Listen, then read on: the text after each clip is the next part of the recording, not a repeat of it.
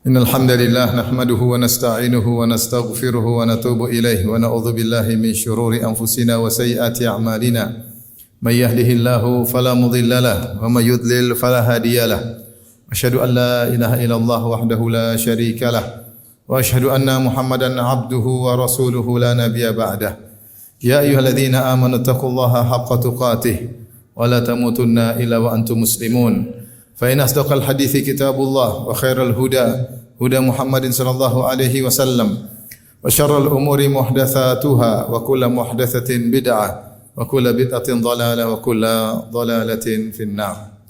معاشر المسلمين أوصيكم ونفسي بتقوى الله فقد فاز المتقون. Sungguhnya Allah berfirman dalam surat At-Taubah tentang orang-orang munafikin, orang-orang kafir yang munafik.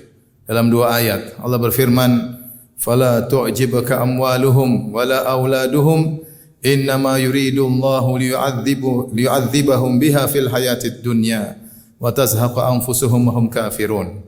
Kata Allah Subhanahu wa taala, janganlah engkau takjub dengan harta mereka dan juga dengan anak-anak mereka. Sungguhnya Allah ingin mengadab mereka dengan harta-harta dan anak-anak mereka dalam kehidupan dunia. Dan kemudian nyawa mereka dicabut dengan keras sementara mereka meninggal dalam kondisi kafir. Allah mengulangi dengan makna yang mirip dengan ayat ini, kata Allah Subhanahu wa taala, "Wala tu'jibka amwaluhum wa auladuhum innama yuridullahu ay yu'adzibahum biha fil hayatid dunya." Janganlah engkau takjub dengan harta-harta mereka dan anak mereka. Sungguhnya Allah ingin mengadab mereka dengan harta-harta dan anak mereka di dunia. Dan nyawa mereka dicabut dengan keras sementara mereka dimatikan dalam kondisi kafir.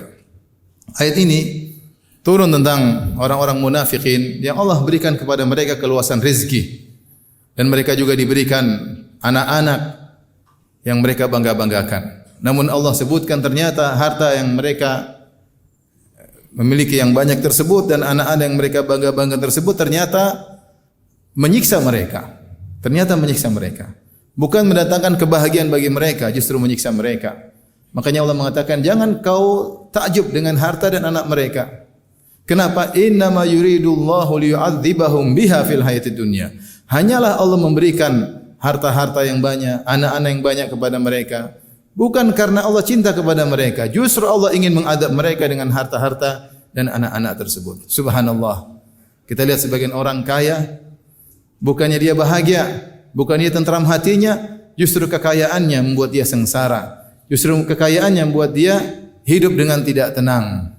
Dan demikianlah orang-orang munafikin, orang-orang kafirin. Apa sisi ketersiksaan yang mereka rasakan di dunia? Di antaranya kata para ulama seperti disebutkan oleh Ibnu Qayyim rahimahullah dan juga diikuti oleh Syekh Sa'di dalam tafsirnya, yaitu mereka tersiksa dalam mencari harta tersebut. Susah payah, kerja keras, banting tulang, bahkan lembur sana sini, mereka tersiksa mencari harta tersebut. Kemudian sisi ketersiksaan, hati mereka benar-benar terpikat dengan harta tersebut. Selalu memikirkan harta, lupa dengan akhirat. Lupa bahwasanya sebab kebahagiaan sangat banyak. Benar-benar hati mereka terpikat dengan harta tersebut. Kemudian di antara ketersiksaan, yaitu mereka pun tersiksa ketika harus menjaga eksistensi harta tersebut. Bagaimana harta ini harus dijaga, jangan sampai hilang. Jangan sampai hilang. Dan kalau ada harta mereka pun yang hilang pun mereka benar-benar tersiksa. Dan demikianlah ketersiksaan terus meliputi diri mereka. Demikian juga tidak pernah ada kepuasan. Kata Nabi sallallahu alaihi wasallam, "Lau kana li ibni Adam wadiyani min dhahab labtagha thalithan wa ma yamla'u jawf ibni Adam illa turab." Seandainya anak Adam diberikan dua lembah emas, maka dia akan mencari lembah yang ketiga dan dia tidak akan pernah puas sampai mulutnya diisi dengan tanah, yaitu kalau dia mati baru dia puas. Demikian ketergantungannya kepada harta bertambah dan dia semakin tersiksa.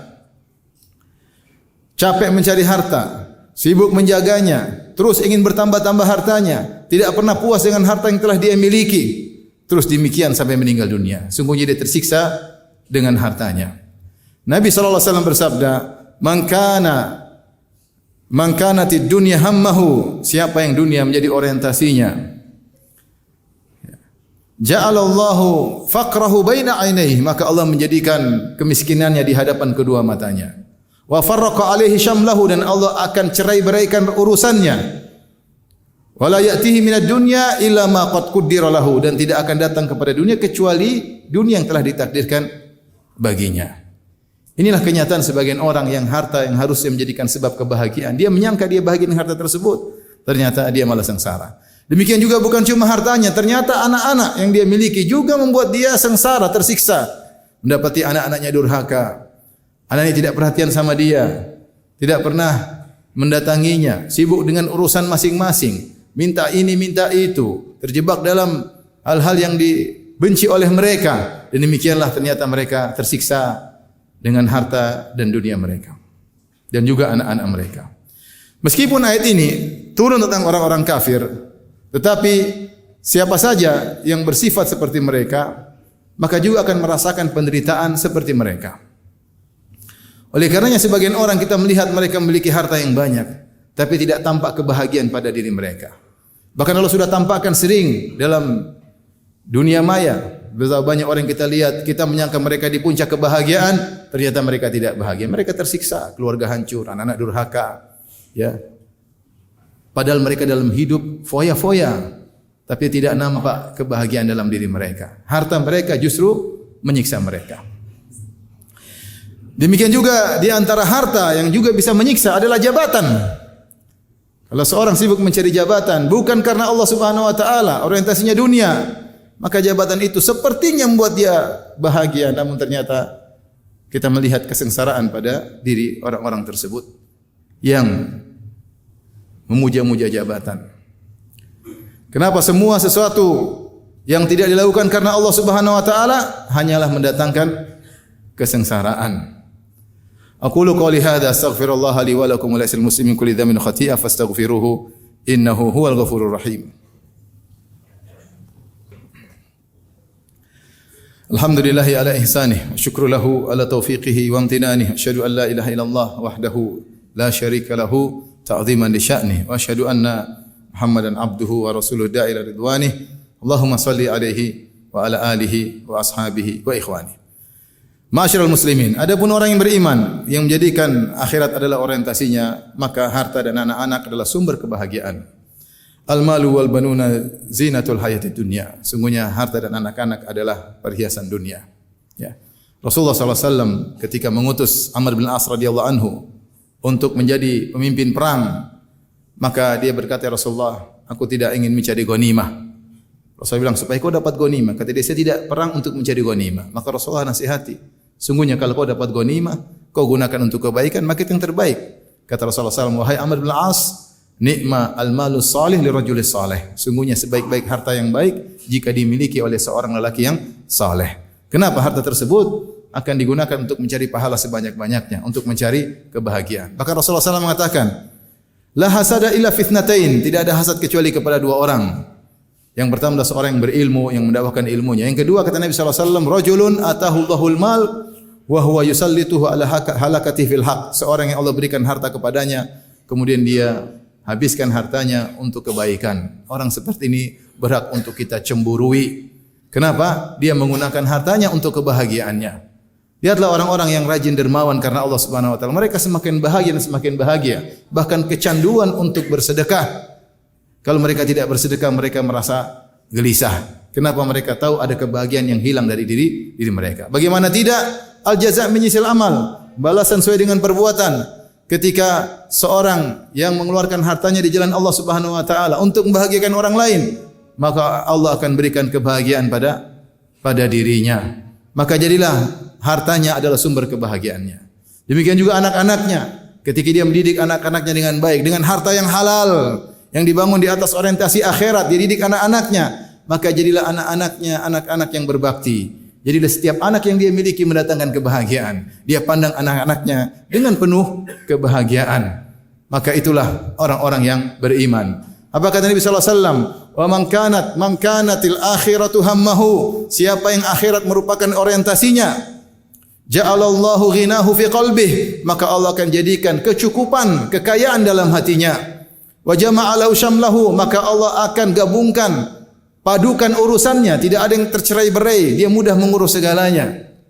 Wa ta'tihi dunya wa atathu dunya wa hiya raghimah, dan dunia akan datang kepadanya dengan dalam kondisi tunduk. Meskipun dia tidak mencarinya dengan tamak, tetap akan datang dunia tersebut kepadanya. Inilah orang yang beriman, yang mengetahui bahwasanya ketakwaan akan mendatangkan keberkahan. Makanya Nabi SAW bersabda tentang dua orang yang melakukan jual beli. Kata Nabi SAW, wa in sadaqa wa bayyana burika fi bai'ihima. Jika kedua orang tersebut yang melakukan transaksi atau akad jujur dan menjelaskan kekurangan-kekurangan aib-aib barang dagangan mereka, maka Allah akan beri berkah atas transaksi mereka. Meskipun mungkin untungnya sedikit. Sepertinya untungnya cuma sedikit, saking jujurnya. Tapi ingat, di balik keuntungan yang sedikit tersebut banyak keberkahan. Dan sebaliknya, wa in kadzaba, jika mereka berdua ternyata berdusta, wa katama, dan menyembunyikan aib-aib barang, muhiqat barakatu bai'ihima, maka akan dicabut keberkahan transaksi mereka berdua. Untungnya banyak tapi tidak berkah. Tidak berkah. Kelihatannya banyak tapi tidak berkah. Rumah tangga hancur, anak-anak nakal. Lihatlah, sudah banyak di medsos contoh-contohnya. Orang-orang yang tidak bertakwa kepada Allah, mencari harta dengan cara yang haram, sogok menyogok, maksa memaksa, korupsi dengan cara yang haram, artis-artis, nyanyian-nyanyian, membuka aurat, cari harta dengan cara yang haram. Lihat bagaimana kehidupan mereka. Lihat bagaimana anak-anak mereka. Kita khawatir harta mereka dan anak-anak mereka bukan membahagiakan mereka, tetapi justru menyiksa mereka di dunia. Oleh karenanya, ma'asyiral muslimin, bertakwalah kepada Allah Subhanahu wa taala. Berusahalah cari yang halal agar harta kita membahagiakan kita, bukan menyiksa kita. Agar anak-anak kita menjadi sumber kebahagiaan kita, bukan menjadi sumber penderitaan kita. Inna Allaha malaikatahu yusalluna 'alan nabi, ya ayyuhalladzina amanu sallu 'alaihi wa sallimu taslima.